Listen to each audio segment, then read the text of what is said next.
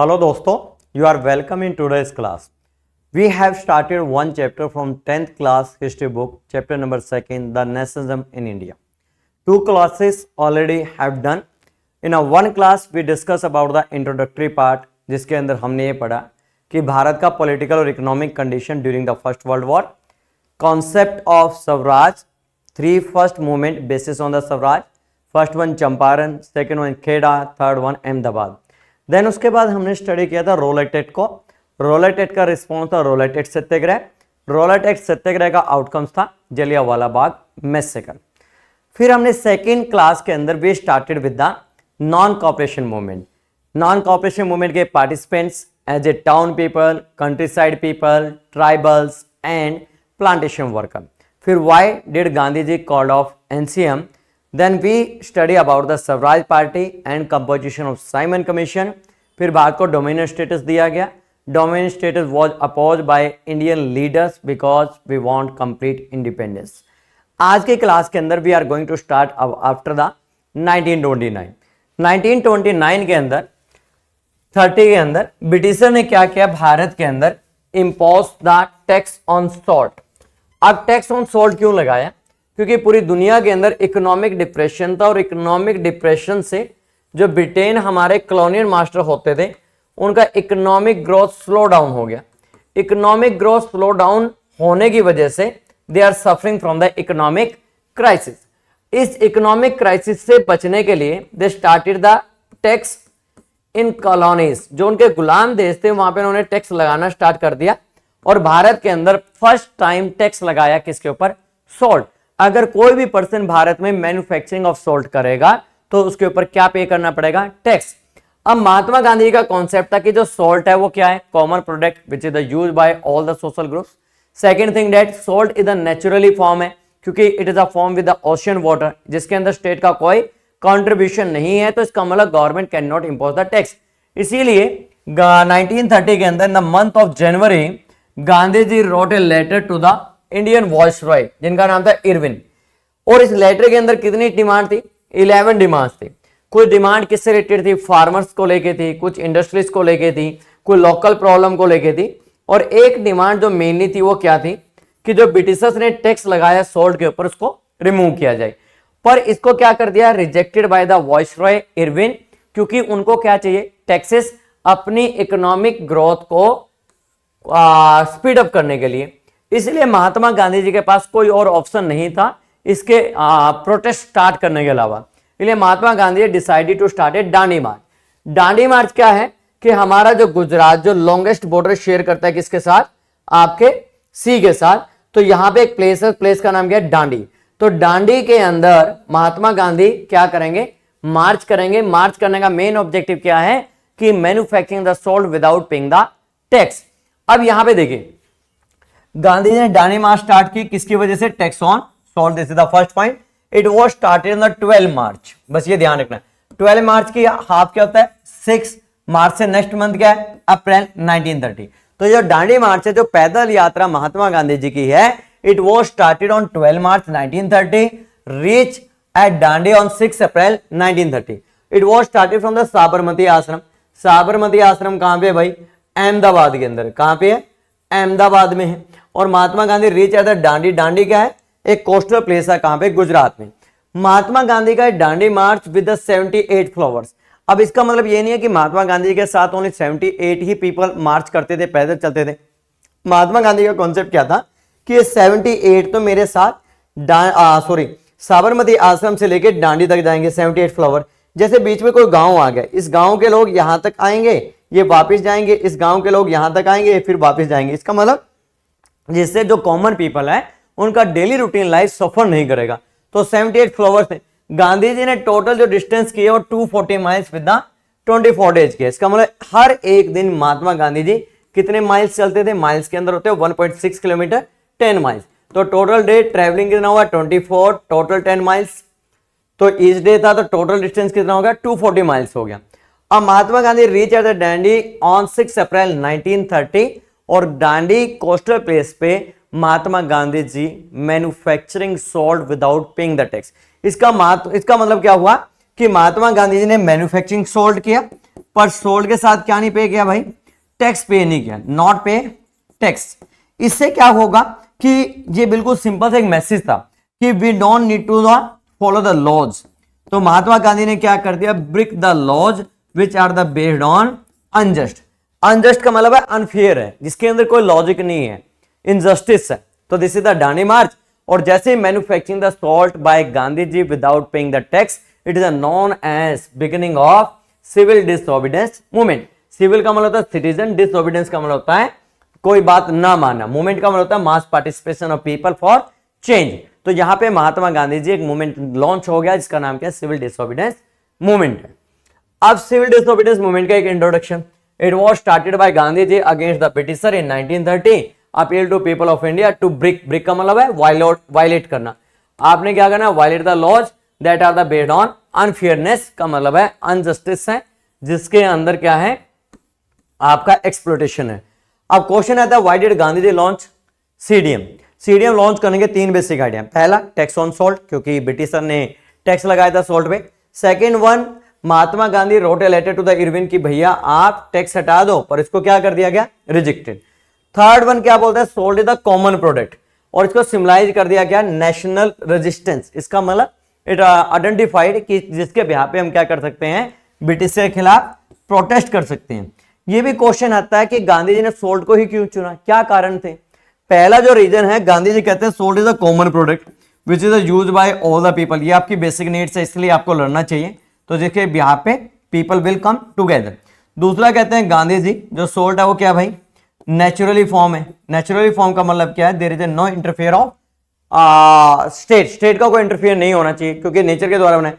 तीसरा, महात्मा गांधी जी को लगता है कि जो सोल्ट है इसके आधार पे भारत में एक ब्रॉड बेस्ड मूवमेंट चलाया जा सकता है जिसके अंदर मास पार्टिसिपेशन ऑफ पीपल हो। तो there are the three reason, that's why Gandhi ji choose salt as a national resistance. अब now we look to the features of the movement. देखो सिंपल सी है, महात्मा गांधी तीन बातें तो बोल देते, boycott to foreign goods, adopt the swadeshi, do picketing, picketing का मतलब protest against of the foreign goods shops, और तीसरा मूवमेंट क्या रहेगा, नॉन वायलेंट रहेगा। अब इसमें महात्मा गांधी क्या बोले हैं, टू ब्रेक द लॉज, जो ऐसे लॉज जो अनजस्टिस के आधार पे हैं, अनफेयर के आधार पे हैं, आप उनको ब्रेक डाउन कर दो। तो पहला क्या बोलता है कि भारत के अंदर इसमें क्या होगा, सोल्ट के आधार पे डिफरेंट पार्ट्स के अंदर सोल्ट लॉ को ब्रेक डाउन किया गया। इट मींस कि लोगों ने सोल्ट मैन्युफैक्चरिंग की विदाउट पेइंग द टैक्स। दूसरा जो फॉरेन गुड्स है वही बॉयकॉटेड कर दिया, पीजेंट्स ने टैक्स देने से मना कर दिया क्योंकि उनको लगता था हमसे ज्यादा टैक्स लिए जा रहे हैं। जैसे फॉरेस्ट लॉ को वायलेट किया, हमने लास्ट क्लास के अंदर पढ़ा था कि जो ट्राइबल्स थे they were not allowed to enter in the forest, तो यहां पे उन्होंने क्या कर दिया, without paying any tax they started to enter in the forest. Gandhi ji और भारत के जो बड़े लीडर थे उनको अरेस्ट कर लिया गया, और साथ में क्या हुई, they started to use the violence by the britisher to control the protest. तो this are the basic features of the CDM. अब देखते हैं पार्टिसिपेंट्स। सबसे पहले पार्टिसिपेंट्स आते हैं लैंडलॉर्ड्स। लैंडलॉर्ड्स कौन होते हैं, those have the big farm, जिनके पास बहुत ज्यादा जमीनें होती हैं।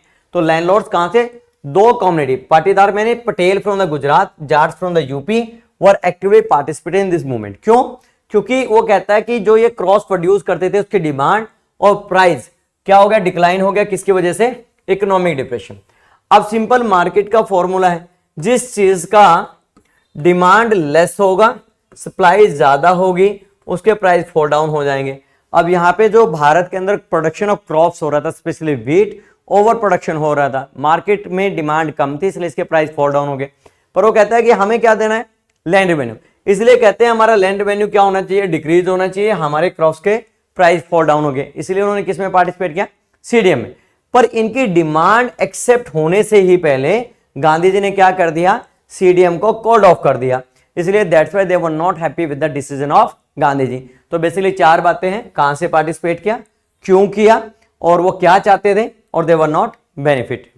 Next same group is the peasant. Peasant का मतलब होता है जिनके पास small patch of the land होते हैं, लैंडलॉर्ड्स के पास बहुत बड़े लैंड होते हैं।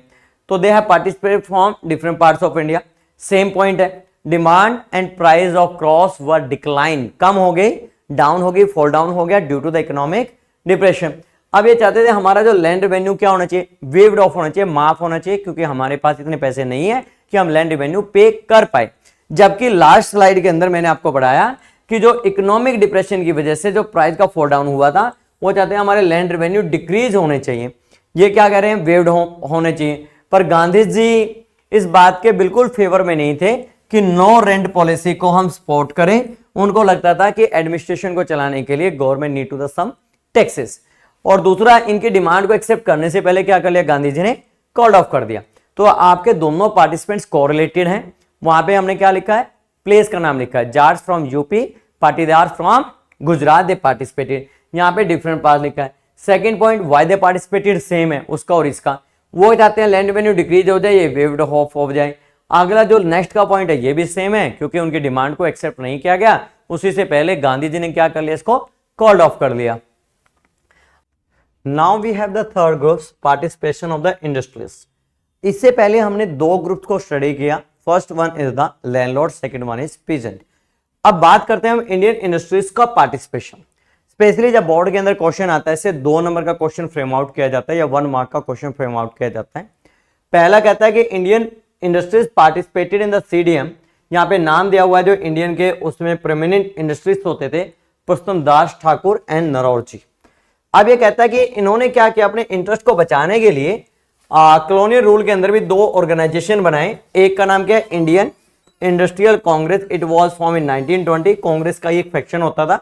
दूसरा एक ग्रुप बना, इसका नाम है फिक्की। फिक्की जो बना था वो 1927 में। तो ये दोनों ही प्रेशर ग्रुप्स की तरह काम करते थे, जो इंडियन इंडस्ट्रीज के इंटरेस्ट को लेकर ब्रिटिशर्स के ऊपर प्रेशर बनाते थे। अब इन लोगों का पार्टिसिपेशन, कई बार क्वेश्चन आता है रीजन बताइए, और some time they ask the question what are the demands. पहली डिमांड थी फ्रीडम ऑफ ट्रेड, क्योंकि भारत के अंदर ब्रिटिशर डिसाइड करते थे इंडियन इंडस्ट्रीज किस प्रोडक्ट का ट्रेड कर सकते हैं और किसका नहीं। Second one, security against the import. बहुत सारा प्रोडक्ट इंपोर्ट होता था फॉरेन से, इंडियन इंडस्ट्रीज जो करते थे उसके against they need to the security. तीसरा कहते हैं इंडियन करेंसी वाला। अब भारत की करेंसी का जो एक्सचेंज रेट होता था दूसरी करेंसीज के साथ, it's a very difficult way. तो यहां पे प्रॉब्लम थी करेंसी एक्सचेंज वैल्यू की। अब धीरे धीरे क्या हुआ, they started to the withdrawn. जो इंडियन इंडस्ट्रीज थे उन्होंने अपनी डिस्टेंस बनानी स्टार्ट की, किससे, सीडीएम से। एक तो उनको लगता था जो सीडीएम है उसके अंदर धीरे धीरे अब क्या बढ़ेगी, वायलेंस बढ़ेगी, क्योंकि इसके अंदर रेडिकल्स का मतलब क्या होता है, जो लोग बहुत फ्रिक्वेंटली चेंज चाहते हैं विद द वायलेंस। उसी तरह से एक आइडियोलॉजी है कम्युनिस्ट, ये भी चेंज चाहते हैं वायलेंस। तो they have the threat from the violence, कि जब वायलेंस होगा तो हमारी इंडस्ट्रीज को नुकसान पहुंचाया जाएगा। सेकंड क्या कहता है कि Congress declare the socialist pattern of economy. Socialist pattern of economy का मतलब क्या होता है कि जब आपके देश के अंदर ओनली पब्लिक इंडस्ट्रीज को अलाउ किया जाए, पब्लिक इंडस्ट्री का मतलब गवर्नमेंट इंडस्ट्रीज, प्राइवेट इंडस्ट्रीज नहीं होंगी। तो कांग्रेस ने डिक्लेयर कर दिया कि after independence we will have socialist pattern economy.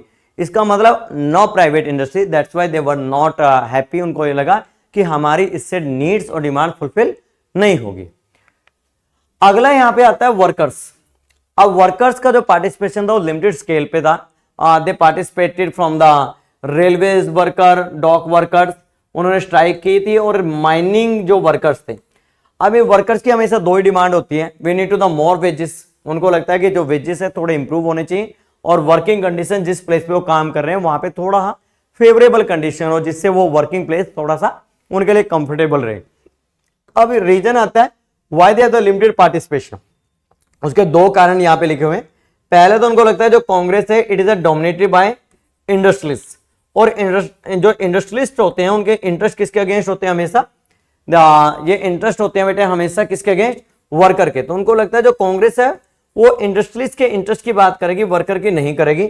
और कहीं भी कांग्रेस ने अपने एजेंडा में जो वर्कर्स की डिमांड है उसको रखा ही नहीं।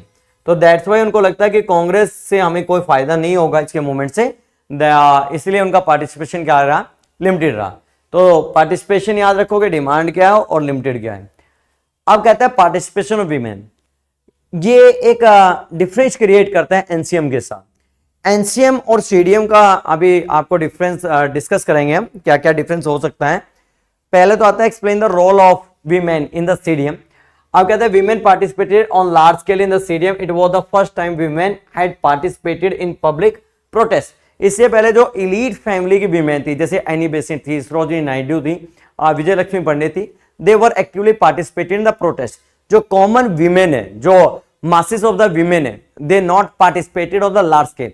तो गांधी जी ने उनको बोला कि आपके पास जो रिस्पॉन्सिबिलिटी और डोमेस्टिक वर्क की है, साथ साथ में you have the some responsibility for the nation, तो आपको नेशन के लिए भी कंट्रीब्यूशन करना चाहिए, दैट्स व्हाई दे पार्टिसिपेटेड। पर जो कांग्रेस थी वो इस बात के फेवर में नहीं थी कि विमेन को भी कोई पोजीशन दी जाए। वैसे तो Annie Besant become the first lady president of Congress रही है एनी बेसेंट, पर उसमें ज्यादातर जो लीडर थे दे वर नॉट कि भाई विमेन को भी टॉप पोजीशन दिया जाए, पर women actually participated in the protest, Dandi marches and picketing. Picketing क्या होता है? Protest against of the foreign goods shops. तो this is the participation of the women. अब now the question, what is the limits of the civil disobedience movement. अब ये कहता है इसकी लिमिट्स का मतलब है कि किन ग्रुप्स ने इस प्रोटेस्ट के अंदर पार्टिसिपेट नहीं किया। तीन बड़े ग्रुप्स थे जिनका पार्टिसिपेशन बहुत लिमिटेड था। पहला already we have discuss the worker. Worker को लगता है Congress had close relation with industrialist, उनके इंटरेस्ट को रिप्रेजेंट नहीं किया जाएगा। यहाँ पे जो पहला ग्रुप है हमारे पास, इसके अंदर क्वेश्चन में दलित है।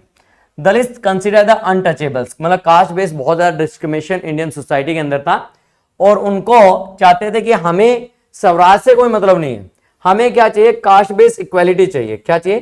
कास्ट बेस्ड इक्वालिटी, कि हमारे साथ कास्ट के आधार पे जो डिस्क्रिमिनेशन किया जाता है, जो हमें फेयर अपॉर्चुनिटीज नहीं मिल रही है, पब्लिक जो पब्लिक आपके मीन्स होते हैं वहां पे। अब ये कहता है कि साथ में इनकी डिमांड थी, हमें रिजर्वेशन चाहिए कहां पे? एजुकेशन इंस्टीट्यूशन में, और साथ में separate electoral system. Separate electoral system क्या होता है? जब का कुछ सीट रिजर्व कर दी जाती है, किसके लिए? स्पेसिफिक कम्युनिटी के लिए। जैसे कोई एक ए कॉन्स्टिट्यूएंसी है, इसको रिजर्व कर दिया सी के लिए, तो सी ही वोट डालेगा और सी ही इलेक्शन कॉन्टेस्ट करेगा। इसको बोलते हैं separate electoral system. Separate electoral system Bharat के अंदर सबसे पहले first time it was given to Muslim in 1909, then it was extended based on religion in 1919 except to Hindus. Non Hindu जितने भी रिलीजन थे सबको दे दिया गया था। अब इसको रिजेक्ट कर दिया इंडियन नेशनल कांग्रेस ने, क्योंकि हमें लगता था जो कांग्रेस लीडर थे उनको लगता था कि अगर सेपरेट इलेक्टोरल सिस्टम की डिमांड को मान लिया गया आजादी के बाद, तो भारत के अंदर कास्टिज्म बढ़ेगा ना कि घटेगा।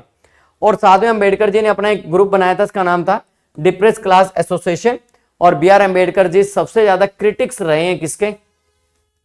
कांग्रेस के। उनको लगता है जो कांग्रेस है it is dominated by upper caste conservative Hindus. ये भी एक पॉइंट हो सकता है कि जो कांग्रेस है it is dominated by upper caste conservative Hindu, और ये कभी भी हमें एक्सेप्ट नहीं करेंगे, इसलिए हमें कांग्रेस से कोई बेनिफिट नहीं होने वाला है, इसलिए हम कांग्रेस के द्वारा चलाए गए प्रोटेस्ट के अंदर पार्टिसिपेट नहीं करेंगे। तो यहाँ पे 3-4 पॉइंट, एक तो सेपरेट इलेक्टोरल सिस्टम, दूसरा वो कास्ट बेस्ड इक्वालिटी चाहते हैं, और तीसरा उनको लगता है कि Congress the dominated by upper caste conservative Hindu है। और ये डिप्रेस क्लास एसोसिएशन का इंपॉर्टेंट क्वेश्चन है। अब बात करते हैं मुस्लिम। जो पहला ग्रुप था Dalit, now second is the Muslim. Muslim also not a participate. उनको लगता था कि जो कांग्रेस पॉलिटिकल पार्टी है has close relation with the Hindu Mahasabha. Hindu Mahasabha के जो इंटरेस्ट है, जो उसका आइडियोलॉजी है, it is against the Muslim. उनको ऐसा लगता था, इसलिए उनको लगा कि Congress not represent the interest of Muslim. Second में जो मुस्लिम थे वो चाहते थे कि जितनी हमारी पॉपुलेशन है उतना हमें रिजर्वेशन मिलना चाहिए, किसके अंदर? Central legislature. सेंट्रल लेजिस्लेचर को भारत में क्या बोलते हैं? पार्लियामेंट। वो ये कह रहे थे कि अगर हमारी पॉपुलेशन 20% है तो हमारे लिए सीट कितनी रिजर्व होनी चाहिए?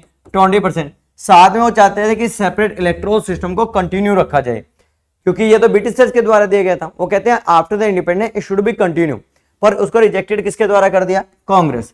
इसलिए Muslim did not participate on large scale. This is the point to be noted. They have participation but it was limited, बहुत कम था, क्योंकि उनको लगा Congress not represent their interest. जैसे वर्कर को लग रहा था, ऐसे किसको लग रहा था भैया? दलित को। थर्ड ग्रुप कौन है? मुस्लिम्स को। अब आता है Gandhi Irwin pact. Gandhi Irwin pact एक ऐसा एग्रीमेंट था जिससे कॉल्ड ऑफ कर दिया गया किसको? सीडीएम को। गांधी एंड वाइसरॉय इरविन, और यह हुआ 5 March 1931। This is the important date. इसमें गांधी जी ने डिसाइड किया कि हम क्या कर रहे हैं? कॉल्ड ऑफ कर रहे हैं किसको? Civil disobedience movement. अब बड़ा क्वेश्चन है कि ऐसा क्यों कर रहे हैं गांधी जी? बेसिकली जो 3 पॉइंट यहां पे समझ में आते हैं, गांधी जी ने कॉल्ड ऑफ किया सीडीएम को। पहला तो गांधी जी को लगता है कि जो इतने भी मेन लीडर्स हैं उनको सबको अरेस्ट कर लिया गया, और without the effective leadership in not a easy नहीं होगा क्या करना? इस मूवमेंट को कंटिन्यू करना। और जो ब्रिटिशर थे they use very hard method. Hard method का मतलब क्या था? Violent method they started to use against of the protester. 1 lakh से ज्यादा लोगों को पकड़ के जेल में डाल दिया गया था, और तीसरा महात्मा गांधी जी को ये लग रहा था कि धीरे धीरे जो मूवमेंट है वो किस में कन्वर्ट हो रहा है, वायलेंस में कन्वर्ट हो रहा है, क्योंकि जो फार्मर्स थे वो वायलेंस कर रहे थे, रेडिकल्स आ गए थे, कम्युनिस्ट आ गए थे। तो महात्मा गांधी जी को ये 3 पॉइंट लगते हैं जिसकी वजह Mahatma Gandhi decided to the called off. Evenly Mahatma Gandhi ji also arrested during this protest. British ने बोला कि जितने भी पॉलिटिकल प्रिजनर्स हैं, जो पॉलिटिकल लीडर्स इस प्रोटेस्ट के दौरान अरेस्ट किए गए हैं, उनको हम सबको रिलीज कर देंगे। साथ में गांधी जी को कन्विंस कर लिया गया कि जो लंदन के अंदर राउंड टेबल कॉन्फ्रेंस होने वाली है सेकंड, उसके अंदर आप पार्टिसिपेट करोगे। अब राउंड टेबल कॉन्फ्रेंस क्या है? 1929 में पूरी दुनिया में इकोनॉमिक डिप्रेशन है। इकोनॉमिक डिप्रेशन से बचने के लिए ब्रिटेन ने started the impose the tax in the colonies. जो भी उनके गुलाम देश थे उनके ऊपर टैक्स लगाना स्टार्ट कर दिया। उन्होंने प्रोटेस्ट करना स्टार्ट कर दिया, जिससे ब्रिटिशर को बहुत ज्यादा नुकसान हो रहा था, क्योंकि वायलेंस हो रही थी, उनके ट्रेड डिस्टर्ब हो रहे थे, लोग टैक्स नहीं दे रहे थे। इसलिए यहाँ पे एक 1930 के अंदर एक ग्रुप बनाया गया ब्रिटिशर्स के द्वारा, इसका नाम रखा गया कॉमनवेल्थ कंट्रीज। कॉमनवेल्थ कंट्रीज का मतलब होता है ऐसी countries those were under the rule of Britishers, उनका एक ऑर्गेनाइजेशन बनाया गया। साथ में उनके जो टॉप लीडर्स थे they were invited eight in London, कि जो भी आपकी प्रॉब्लम्स है आप हमें बताओ, हम उन प्रॉब्लम का सॉल्यूशन देंगे। उसका नाम रखा गया राउंड टेबल कॉन्फ्रेंस। जो आरटीसी हैं वो 3 हुई हैं। पहली 1930 हमने पार्टिसिपेट नहीं किया क्योंकि यहाँ पे सीडीएम चला हुआ था। सेकंड हुए 1931 जिसमें हम पार्टिसिपेट करेंगे। नेक्स्ट वन होगा 1932 जिसमें हम पार्टिसिपेशन नहीं करेंगे, क्योंकि ये जो इसमें participation Congress political party representative थी भारत की, तो उससे हमें कोई फायदा नहीं हुआ। पर भारत के एक लीडर हैं जिन्होंने इन तीनों कॉन्फ्रेंस के अंदर पार्टिसिपेट किया है, उनका नाम क्या है? BR अम्बेडकर जी। तो इन्होंने तीनों कॉन्फ्रेंस के अंदर पार्टिसिपेशन किया है भारत की as a leader.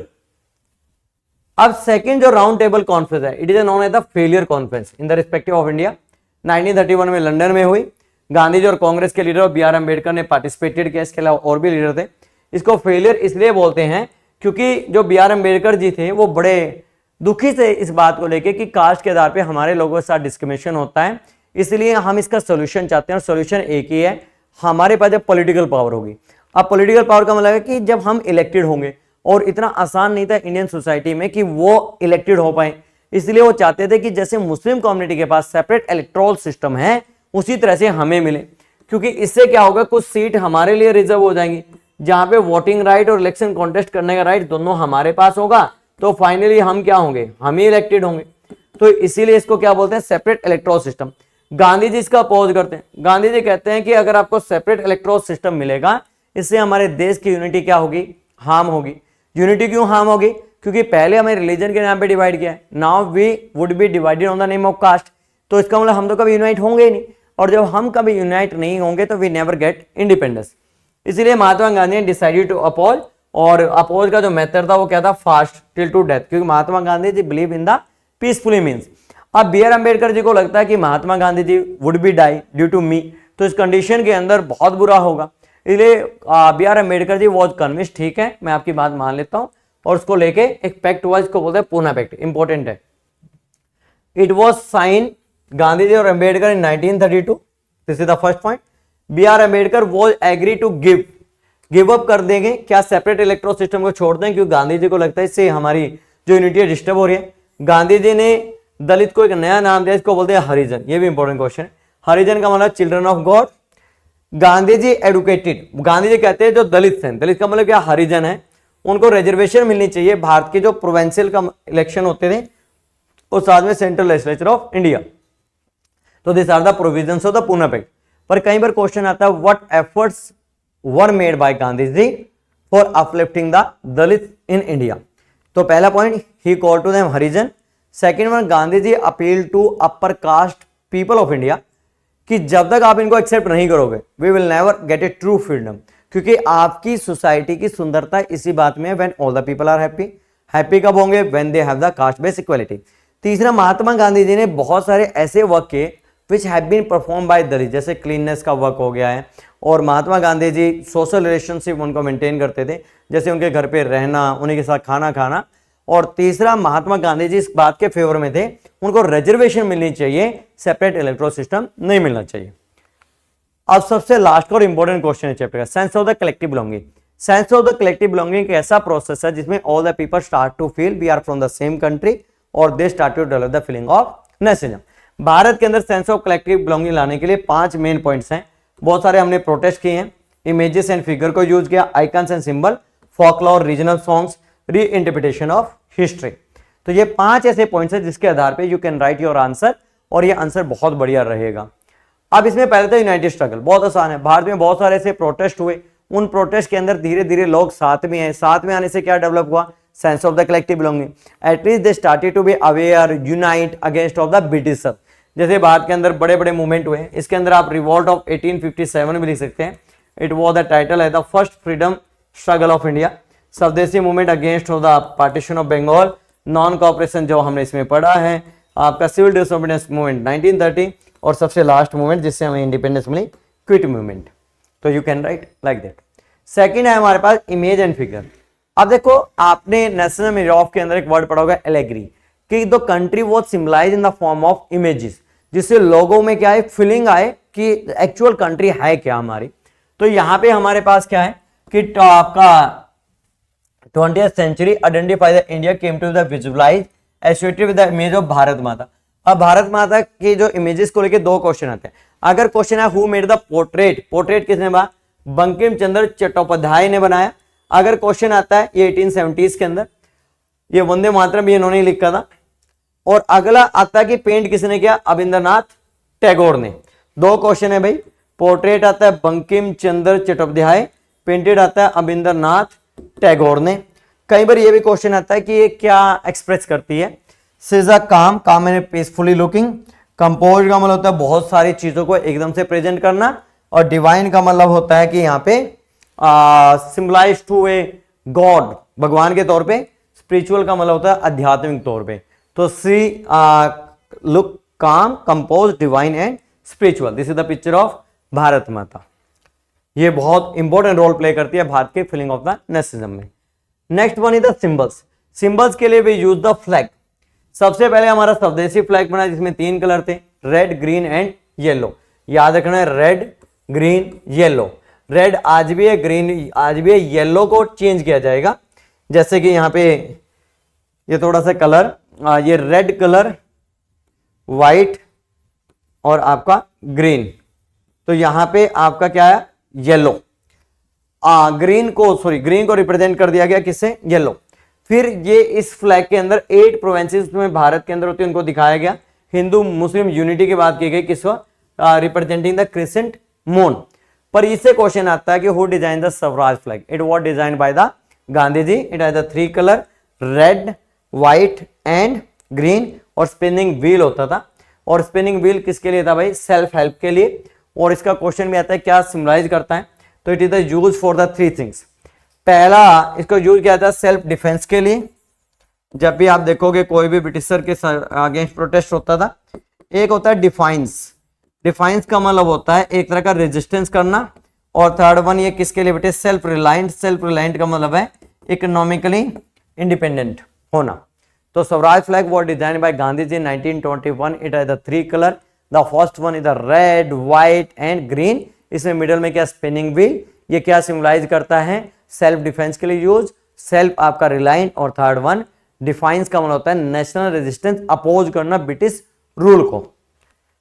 Next one the folklore. Regional song also play an important role, क्योंकि इसके अंदर देखो जब भी आपका नेशनलिज्म की बात आती है तो सबसे ज्यादा जो पेट्रियटिज्म डेवलप किया जाता है इन the form of song, movies, stories, music, उनको यूज किया जाता है। तो यहाँ पे 2 पॉइंट याद रखना है। तो Vande Mataram it was compose by the Bankim Chandra Chatterjee, वहां पे चट्टोपाध्याय, यहाँ पे चटर्जी है। नेशनल एंथम का रविंद्रनाथ टैगोर। पर इसका सोर्स क्या है, तो सोर्स याद रखना, एक बुक थी famous Anand Math. It was also the written by the Bankim Chandra Chattopadhyay. ये बुक लिखी गई थी 1870s के अंदर। सबसे लास्ट का री इंटरप्रिटेशन ऑफ हिस्ट्री। ब्रिटिशर ने हमें क्या कर दिया, अंडर ऑफ द कॉन्फिडेंस कर दिया। Your history the primitive, backward, believe in the superstition, you don't have any creativity. आप कॉपी करते हो चीजों को, तो हमें ऐसा बताया गया। फिर हमारे बहुत सारे freedom struggle fighters they started री इंटरप्रिटेशन ऑफ हिस्ट्री। हमारे पास्ट को ग्लोरीफाई किया गया। हमें ये बताया गया कि हमारे जो रूलर थे, एम्परर थे, वो कितने पावरफुल थे, हमारा जो लिटरेचर है वो कितना साइंटिफिक है। तो इन सारी चीजों से हमें एक मोटिवेशन मिला कि हमारे ancestors were the ruler, today we are ruled. तो we took the inspiration to fight against of the Britisher. तो this is the thing about it. आज की क्लास के जो इंपॉर्टेंट क्वेश्चन है वो आप ध्यान से सुन लीजिए। पहला क्वेश्चन इसमें 1 मार्क का आता है, वो आता है who was the viceroy of India when salt tax was imposed. Second यहाँ पे क्वेश्चन आता है why did Gandhi start the Dandi march, या explain the main events of the Dandi march. तीसरा क्वेश्चन यहाँ पे आएगा why did Gandhi ji launch civil disobedience movement और explain the participant of the CDM, जिसमें हमने लैंडलॉर्ड्स, पीजेंट, इंडस्ट्रियलिस्ट, वर्कर। इसमें एक खास बात क्या आती है कि explain the role of women in the CDM, क्योंकि it was the first time कि women participated in the CDM. उसके बाद का जो नेक्स्ट क्वेश्चन आपका बहुत इंपॉर्टेंट है, explain the shortcomings, limitation of the CDM. कैसे कौन से सोशल ग्रुप्स हैं जिन्होंने सिविल डिसोबीडियंस मूवमेंट में पार्टिसिपेट नहीं किया, provisions of the Gandhi Irwin pact, why we call to the second RTC known as the failure. और आपका इसका एक क्वेश्चन आता है पूना पैक्ट के प्रोविजंस के, और सबसे लास्ट और most important, how did people of India develop the sense of collective belonging, जिसमें आपके 5 मेन पॉइंट्स आते हैं। पहला जो पॉइंट्स आता है United struggle, second one is the icons and symbols, image and figure, folklore and reinterpretation of history. This is the thing about it. और इससे related we will prepare a quiz, so you please join as possible as information will be circulated in our Telegram group. Thank you. God bless you. Continue for the learning. Thank you.